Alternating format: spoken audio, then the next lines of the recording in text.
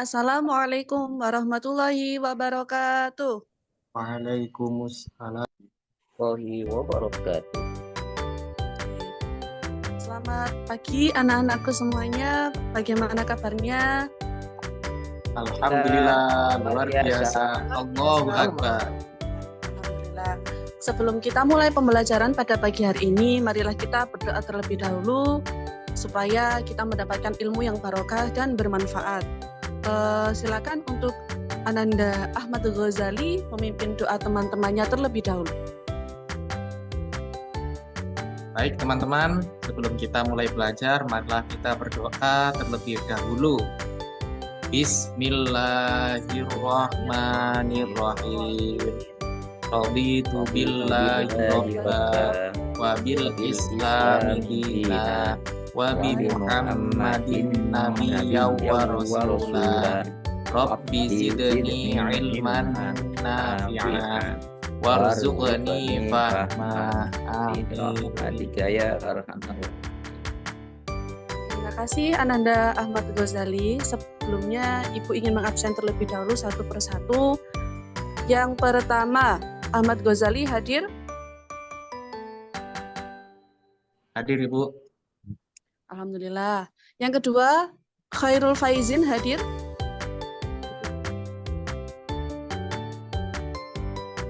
Khairul Faizin ada?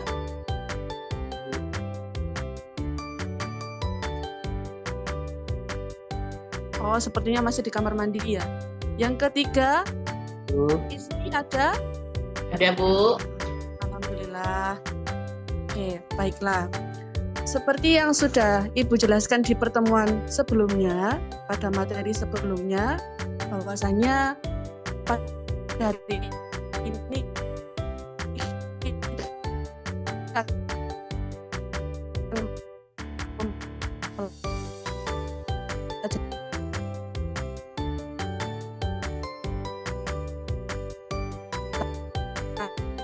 sejarah Islam, ya ini tentang alhamdulillah kalau sudah.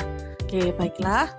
Kalau begitu kita langsung saja ke materi Wali Songonya. Apakah sudah ada yang pernah berziarah ke makam Wali Songo atau belum pernah sama sekali? Atau pernah tapi belum semuanya, Bu? Belum pernah, Bu. Pernah tapi belum semuanya, Bu. Oke, nanti kita agendakan ya untuk kelas kita berziarah ke makam aulia kita. Oke. Sebelumnya Ibu bacakan dulu tujuan dari pembelajaran materi sejarah ini, terutama materi tentang Wali Songo adalah yang pertama, menganalisis peran Wali Songo dalam menyebarkan ajaran Islam. Yang kedua, tujuan pembelajarannya adalah memahami sejarah perjuangan Wali Songo di Indonesia.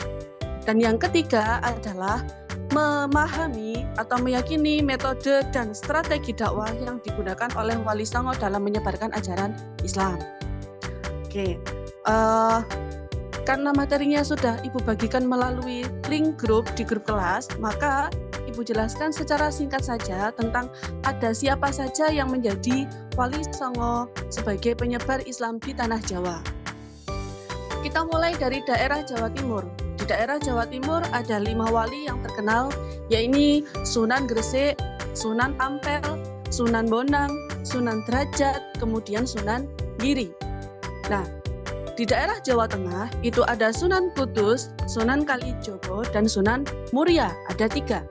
Kemudian yang satunya adalah di daerah Jawa Barat, tepatnya di daerah Cirebon, yaitu ada Sunan Gunung Jati. Ada yang tahu tidak siapa nama asli dari Sunan Gresik?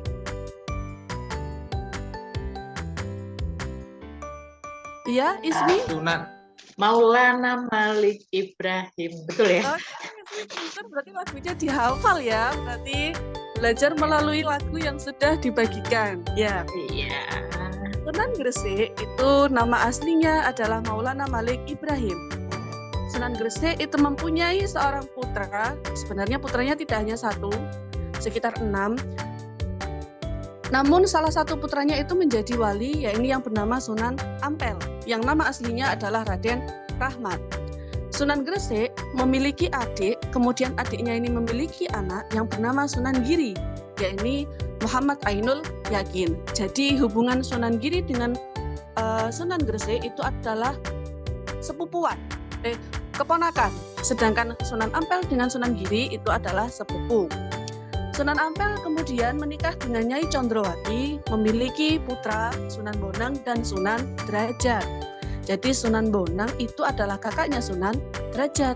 Nama asli Sunan Bonang itu adalah Maulana Magdum Ibrahim. Sedangkan Sunan Derajat itu adalah Raden Qasim. Sunan Bonang kemudian memiliki adik, yang adiknya ini memiliki anak, yang anaknya itu adalah menjadi wali, yaitu Sunan Kudus. Nah, sedangkan Sunan Bonang ini memiliki murid, yang muridnya juga menjadi wali di daerah Jawa Tengah, yaitu Sunan Kalijogo atau Raden Syahid. Nah, kemudian ada salah satu sunan lagi yang berasal dari daerah Jawa Barat, yaitu tepatnya berasal dari daerah Cirebon, yaitu Sunan Gunung Jati, yang nama aslinya adalah Syarif Hidayatullah. Lalu bagaimana penyebarannya Islam ini di tanah Jawa yang dilakukan oleh para wali songo?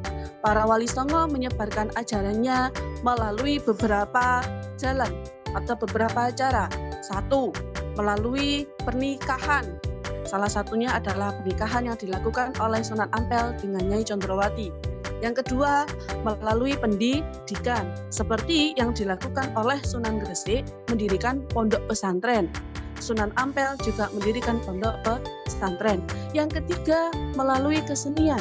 Kesenian ini seperti yang dilakukan oleh Sunan Kalijogo, yaitu pada saat itu masyarakat Indonesia itu tepatnya di tanah Jawa masih kental dengan agama Hindu-Buddha dengan pertunjukan wayangnya, di mana pada saat itu wayangnya masih menggunakan wayang 3 dimensi.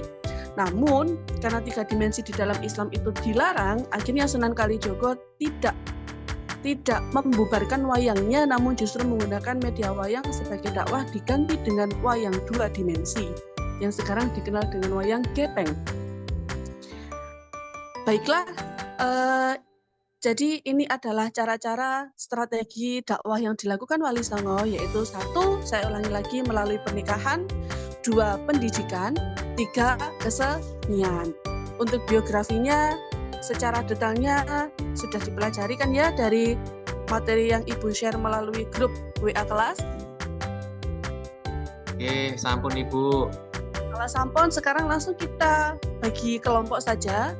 Jadi ada 3 kelompok, nanti yang kelompok 1, 2, 3 sesuai dengan tugasnya masing-masing sudah Ibu bagi melalui grup kelas. Jadi silakan dipelajari.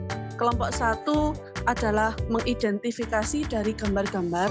Coba Ibu bukakan dulu tugasnya dari sini. Nah, oke. Di sini ada 3 gambar. Yang pertama adalah gambar wayang, yang kedua adalah gambar gamelan, yang ketiga adalah gambar kerbau. Dari 3 gambar ini silakan diidentifikasi oleh masing-masing kelompok. Kelompok 1 diketuai oleh siapa? Yang mau mengajukan diri menjadi kelompok 1? Atau langsung saya bagi saja? Ismi nggih? Kelompok 1 Ismi, kelompok 2 Khairul Faizin, dan kelompok 3 Ahmad Ghazali. Saya beri waktu sebentar, silakan diidentifikasi apa hubungan gambar ini dengan perjuangan dakwah Wali Songo dan siapa yang menggunakan media ini.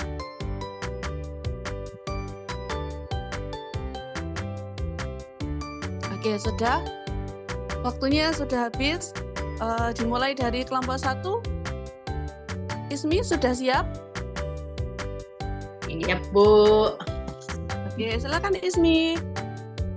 Itu gambar wayang, Bu. Ya, betul. Ya. Kalau nggak salah itu dilakukan oleh salah satu sunan yang bernama Sunan Kalijogo ya, dalam penyebaran agama Islamnya gitu. Kalau nggak salah loh ya. Iya, betul. 100 untuk kelompoknya Ismi, kelompok 1.